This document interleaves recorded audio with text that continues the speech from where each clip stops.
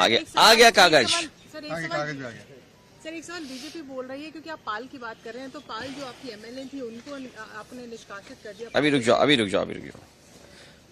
ये रिसिप्ट आप लीजिए, एक कॉपी आप लीजिए। ये मेल किया, उसकी रिसिप्ट आपको दे रहा हूँ मैं। ये रिसिप्ट आपको दे रहा हूँ, अलग अलग हो सकती है, अलग अलग हो। एक रिसिप्ट आपको, रमन तुम दोगे? दो, अच्छा दो। हाँ अच्छा ठीक है। रिसिप्ट बहुत छोटा है, प्रिंट आउट अच्छा नहीं निकाल पाए, ठीक है। तो ये अब रिसिप्ट पे आप क्यों नहीं ले रहे हो? ठीक है, अच्छा ये, और ये रिसिप्ट है,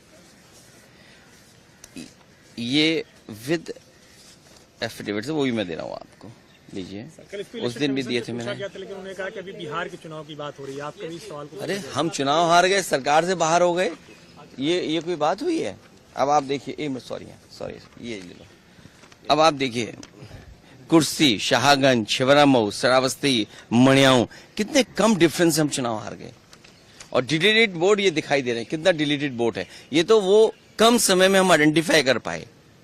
अगर हमें ये जिस फॉर्म में हम लोग चाहते हैं वोटर लिस्ट, हमें उसी फाइल में मिल जाए तो हम ज्यादा ढूंढ करके दे सकते हैं। और 19 में जो वोट डाले हैं 22 में कट गया। अगर वोट बनवाने का एक प्रोसीजर है तो वोट कटवाने का भी एक प्रोसीजर है। हमारी डिमांड केवल इतनी है कि एक जिलाधिकारी को सस्पेंड कर दो आप, पूरे देश में एक भी वोट नहीं कटेगा।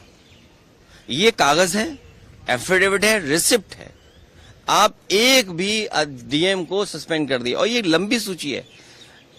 2017 में जब चुनाव हुआ, इलेक्शन कमीशन ने न जाने कितने अधिकारी हटाए।